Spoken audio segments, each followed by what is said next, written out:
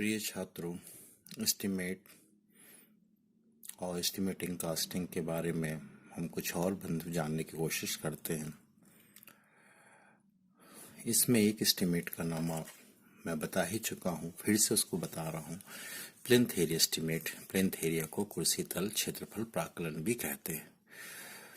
मान लीजिए एक भवन अभी बना नहीं है, उसका फ्लोर एरिया कैलकुलेट किया जाए, उसमें से 30% एरिया और जोड़ कर दें तो वो उसका प्लिंथ एरिया हो जाएगा। एक कमरे का आकार लेते हैं या बिल्डिंग का आकार लेते हैं जिसका प्लिंथ एरिया कितना है, 100 स्क्वायर मीटर है, उसकी कीमत कितना है, x रुपीज है। दूसरा प्लिंथ एरिया की अगर एरिया 200 स्क्वायर मीटर होगी तो उसकी लागत कितनी होगी, 100 स्क्वायर मीटर की x है तो 200 स्क्वायर मीटर की क्या होगी, 2x होगी। कंडीशन क्या है, सेम स्पेसिफिकेशन होती है, विनिर्देश सेम होना चाहिए। इसमें जो पदार्थ लग रहे हैं इसमें वही पदार्थ लगना चाहिए। ये एरिया शहर से जितनी दूर है, इसके आसपास की जो ग्राउंड की कंडीशन है ठीक वैसी इस एरिया की भी होनी चाहिए। इससे भी शहर से दूर होना चाहिए, उतनी ही दूर होना चाहिए। ऐसा नहीं कि ये प्लेन पे है और ये वाला एरिया किसी हिल एरिया पे है तो तब ये अप्रोक्सीमेशन हम नहीं लगा पाएंगे। तब इस प्लिंथ एरिया में भले ही 100 स्क्वायर मीटर मैक्स लगे हों पर दूसरे प्लिंथ एरिया में 4x और 5x लग जाएंगे, क्योंकि अगर ये हिल पे होगा तो दोनों पे किए गया काम यानी स्पेसिफिकेशन का जो प्रक्रिया है वो सेम हो। ठीक है, पहले इस 100 स्क्वायर मीटर की जो कंडीशन है मैदानी, वही कंडीशन 200 स्क्वायर मीटर वाले प्लिंथ एरिया के प्लॉट की हो तो हम कह सकते हैं 100 स्क्वायर मीटर बनाने में हमको x रुपए लगा तो 200 मीटर बनाने में 2x लगेगा। ठीक है, अन्यथा अप्रोक्सीमेशन काम करना आसान नहीं होगा। ये हो गया प्लिंथ एरिया का। प्राकलन के दो और महत्वपूर्ण प्रकार हैं, इनको आप डिटेल एस्टिमेट के अंतर्गत रख सकते हैं। पहला है अनुपूरक यानी सप्लीमेंट्री, दूसरा है संशोधित यानी रिवाइज्ड। इसको अच्छे से आप थोड़ा सा समझ लीजिए। सप्लीमेंट्री, जैसे एग्जाम में हम सप्लीमेंट्री कॉपी मांगते हैं तो एक एक्स्ट्रा कॉपी मांगते हैं, उसमें हमको अपना रोल नंबर, नाम सब कुछ लिखना पड़ता है। इस तरह से मतलब समझिए कि एक एस्टिमेट बन चुका है। उसके अलावा कोई दूसरा और उस पर छोटे छोटे काम के लिए एस्टिमेट बनाना है तो उस बनाए गए एस्टिमेट को क्या बोलेंगे, सप्लीमेंट्री एस्टिमेट कहेंगे या अनुपूरक कहेंगे। एक एस्टिमेट बन चुका है, उसमें किसी कारणवश हमको कुछ चेंज करना है। बिल्डिंग के प्लान में चेंज नहीं करना, उसमें लगने ही वस्तु के बारे में चेंज करना, सामग्री के बारे में चेंज करना है, और ये चेंज क्या है उसके बजट के अंतर्गत ही हो, और ये चेंज क्या है सीनियर अथॉरिटी से परमिशन करके किया हो, तब जो एस्टिमेट होता है उसको क्या बोलते हैं, संशोधित प्राकलन बोलते हैं। अनुपूरक यानी सप्लीमेंट्री का मतलब मुख्य कार्य हो चुका है या हो रहा है पर अभी भी स्वीकृत बजट का हिस्सा जो किया गया है, जो फाइनेंस था उसके रूप में शेष है। कुछ और कार्य किए जा सकते हैं। इसके लिए सबसे पहले आपको परमिशन लेना पड़ेगी उच्च अधिकारियों से। गवर्नमेंट सेक्टर में होगा, प्राइवेट में इसकी कोई खास ज्यादा जरूरत नहीं होती। नए कार्य का प्लान, सेक्शन, स्पेसिफिकेशन की जरूरत होगी और इन तीनों चीजों का अप्रूवल भी लेना पड़ेगा अपने सीनियर से।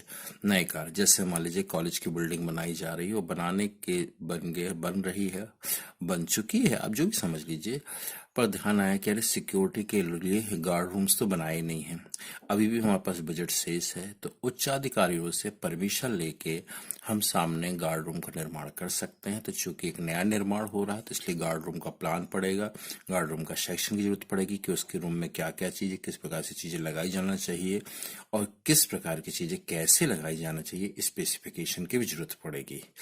मतलब नई ड्राइंग की आवश्यकता होगी, किसमें होगी, सप्लीमेंट्री एस्टीमेट में। समझ गया, सप्लीमेंट्री एस्टीमेट में आपको नई ड्राइंग की आवश्यकता होगी, प्लान की आवश्यकता होगी, सेक्शन की, स्पेसिफिकेशन की आवश्यकता होगी। ठीक है, साधारण एस्टीमेट रफ भाषा में कहें कि मुख्य एस्टीमेट के साथ साथ एक और छोटा एस्टीमेट ऐड करना है, ये कहलाएगा अनुपूरक या सप्लीमेंट्री। सप्लीमेंट्री एक्स्ट्रा कॉपी, तो जो नया निर्माण करना है वो पहले से किए गए बजट के अंदर ही हो या 5% ज्यादा हो, इससे ज्यादा ना हो, और उच्च अधिकारियों से परमिशन करके उसका प्लान, उसका सेक्शन, स्पेसिफिकेशन को पास कराया जाए, अप्रूवल लिया जाए, फिर ये काम किया जाए। संशोधित क्या होता है, संशोधित के अंदर आप समझिए मुख्य कार्य हो रहा है, उसमें कुछ कार्य की सूचना की आवश्यकता है, इसके लिए भी परमिशन लेना पड़ेगी। नए कार्य को पुराने निर्धारित कार्य की जगह किया जाना है। नई प्लान और सेक्शन की जरूरत नहीं है कि पुराने कार्य की जगह ही किया जाना, तो प्लान पुराना ही चलेगा, सेक्शन पुराना ही चलेगा। पुराने किए गए एस्टीमेट में कुछ कॉलम ऐड करना पड़ेंगे कि पहले वाले की क्वांटिटी, कार्य की क्वांटिटी क्या थी, अब नई क्वांटिटी क्या, और रीजन फॉर चेंज। ये तीनों पॉइंट 3 कॉलम और ऐड करना पड़ेंगे, किसमें? अपने द्वारा बनाए गए एस्टीमेट में। मान लीजिए किसी फ्लोर में टाइल्स की जगह टाइल्स का टाइप चेंज करना है किसी जगह किसी विशेष प्रकार की टाइल है, हो सकता है आफ्टर डिस्कशन उच्च अधिकारियों से निर्देशन या बाद में जो भी दिशा निर्देशन है उसके हिसाब से उस कमरे में लगने हुए टाइल का टाइप चेंज करना है, तो एक तो उसके लिए रिवाइज एस्टीमेट बन सकता है। मान लीजिए किसी जगह मिरर लगे हैं, बहुत सारे कांच लगे हैं, या सही शब्द कहा जाए तो मिरर की अपेक्षा मुझे ग्लास लिखना चाहिए। ग्लास लगे हैं और ग्लास के टाइप में चेंज करना है। किसी जगह आर पार देखने ट्रांसपेरेंट ग्लास है, क्योंकि दूसरा ट्रांसपेरेंट लेस ट्रांसपेरेंट ग्लास इसमें यूज करना है, तो उसको भी आप रिवाइज एस्टीमेट में मानेंगे। फ्लोरिंग के टाइप को चेंज करना है, किसी पर्टिकुलर हॉल को या किसी कमरे को उसकी आवश्यकता अनुसार अब शायद बदल दिया जा रहा है, उसमें फ्लोरिंग को बदलना है, तो वो कार्य भी किसके अंतर्गत आएगा? रिवाइज एस्टीमेट के अंदर जाएगा। बाथरूम वगैरह में आपको नॉन स्लिपरी टाइल का उपयोग करना है, मान लो पहले स्लिपरी टाइल का उपयोग हो रहा हो या किसी ध्यान न दिया गया हो, अब नए निर्देश के हिसाब से करना है, तो संशोधित में आप रखिए, आपको नई ड्राइंग बनाने की जरूरत नहीं है, नए सेक्शन की जरूरत नहीं है, नए स्पेसिफिकेशन की जरूरत नहीं है, पुरानी चीज में ही कुछ चेंज करना है। परंतु उन सब चीजों के दोनों केस में आपको अप्रूवल हायर अथॉरिटी से लेना ही पड़ेगा, लिखित अप्रूवल लेना पड़ेगा। अंतर ये है कि सप्लीमेंट्री एस्टीमेट में क्या होता है, एक प्रकार से छोटा एस्टीमेट और हमको बनाना पड़ता है। रिवाइज में उसी एस्टीमेट में हमको 3 कॉलम बनाना पड़ेंगे कि पहले किए गए जो कार्य था या किया जाना कार्य था उसकी कितनी क्वांटिटी थी, अब नए कार्य में उसकी कितनी क्वांटिटी हो जाएगी, और आखिर हमको क्यों चेंज करना पड़ा। ये 3 चीज लिखना इसलिए जरूरी है कि हमारे बाद कोई और इंजीनियर आए तो उसे मालूम हो कि इस जगह टाइल्स क्यों बदली गई थी, क्या रीजन था उसके प्रति। तो आप समझ गए, सप्लीमेंट्री मतलब एक एक्स्ट्रा छोटा सा एस्टीमेट पूरी तरह से कंप्लीट फिर बनाना है और उसको पास भी करवाना है। संशोधित में ऑलरेडी आपके पास जो प्लान सेक्शन है, नई ड्राइंग वगैरह कुछ नहीं बनाना है, उसमें जो भी चीजें चेंज की जानी है, कमरे का आकार चेंज करने की बात नहीं करो, कमरे में लगने वाली चीजें, दरवाजे के टाइप में चेंज करना है, टाइल्स के टाइप में चेंज करना है, फ्लोरिंग के टाइप में चेंज करना है, डोर के टाइप में चेंज करना है, विंडो के टाइप में चेंज करना है, ग्लास के टाइप में चेंज करना है, इस सब चेंज को आपको मेंशन करना पड़ेगा। तो प्रीवियस क्वांटिटी कितनी थी पहले लगने वाले पदार्थ की, अब लगने वाली सामग्री की नई क्वांटिटी कितनी लगेगी, और रीजन फॉर चेंज। तो आप समझ गए। आखिर हम एस्टीमेट बनाए ही क्यों? तो एस्टीमेट बनाने के पीछे हमारे पास एक बहुत बड़ा कारण है। तो पहला हम प्रकाश की एडमिनिस्ट्रेटिव अप्रूवल लेते हैं और टेक्निकल अप्रूवल लेते हैं। एडमिनिस्ट्रेटिव अप्रूवल क्या होते हैं? किसी भी गवर्नमेंट प्रोजेक्ट की 2 आवश्यक चीजें हैं। सबसे पहले क्यों अनुमानित लागत का हमको पता चल जाए, आवश्यक विभागों की स्वीकृति हमको लेना पड़ती है, और उसमें हमको ये पता लगाना पड़ता है कि इसमें सामाजिक सोशल बेनिफिट क्या है और फाइनेंशियल बेनिफिट क्या है। जब ये 3 चीजें आती हैं प्रशासकीय में क्या है? प्रशासकीय में सबसे पहले क्या है कि आखिर आप बनाने क्यों जा रहे हो, एक पुलिया बनाना, एक छोटा सा ब्रिज बनाना, तो बनाने क्यों जा रहे हैं, उसमें कितनी लागत, कितनी खर्च आएगा, और उससे संबंधित वन विभाग है या पीडब्ल्यूडी है या अन्य विभाग है, उनकी स्वीकृति भी चाहिए, नो ऑब्जेक्शन सर्टिफिकेट भी चाहिए है।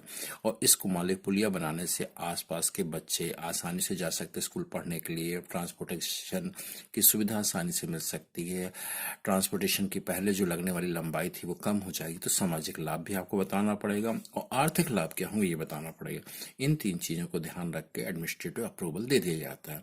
एडमिनिस्ट्रेटिव अप्रूवल तो ठीक हो गया, उसके अप्रोक्सीमेट एस्टिमेट की सहायता से आप करके पहुंच गए, परंतु इसके बाद आपको किसकी जरूरत पड़ती है? टेक्निकल अप्रूवल के लिए। क्या ये प्रोजेक्ट छोटा या बड़ा है, क्या ये प्रोजेक्ट पॉसिबल है कि नहीं, कि बनाने वालों ने बना दिया, पास करने वाले पैसा दिया, परंतु तकनीकी रूप से ये संभव है, यहाँ पे बनाया जाना संभव है, ठीक है। अगर टेक्निकल प्रॉब्लम आ रही है तो वो प्रॉब्लम क्या है, उसका निराकरण कैसे संभव है, कि क्या वहाँ पे जमीन दलदली है या मडी है या पत्थर है या चट्टान है या तोड़ना पड़ेगा, क्या कुछ प्रॉब्लम है, टेक्निकल प्रॉब्लम, सोल्यूशन क्या है, ठीक है। ड्राइंग और डिजाइन का पूरी तरह से कम्प्लीटली चेक किया जाएगा कॉम्पिटेंट अथॉरिटी द्वारा कि सही ढंग से ड्राइंग और डिजाइन बनी है कि नहीं हुई है, और कॉम्पिटेंट अथॉरिटी द्वारा प्रोजेक्ट की स्वीकृति। जब एडमिनिस्ट्रेटिव अप्रूवल, टेक्निकल अप्रूवल मिल गया तब प्रोजेक्ट फाइनली पास हो जाता है, सारे ऑब्जेक्शन निरस्त हो जाते हैं, तब आता है। तो मेरे ख्याल से आप टेक्निकल अप्रूवल समझ गए और एडमिनिस्ट्रेटिव अप्रूवल भी आप समझ चुके होंगे। ये वीडियो आपने यहाँ तक सुना ध्यान से, आप सभी का हृदय से आभार।